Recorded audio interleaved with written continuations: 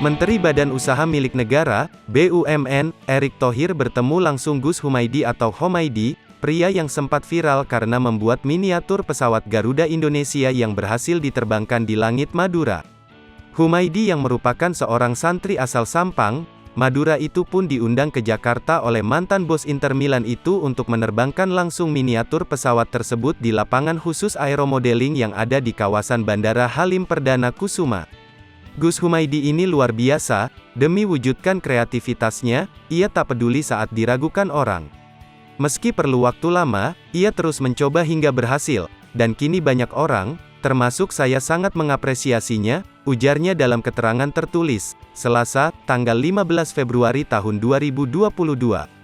Pada kesempatan itu, Gus Humaydi juga menerima bantuan sebesar 50 juta rupiah sebagai bagian dari dukungan dana CSR BRI yang dapat digunakan untuk modal usaha bagi santri asal Madura itu.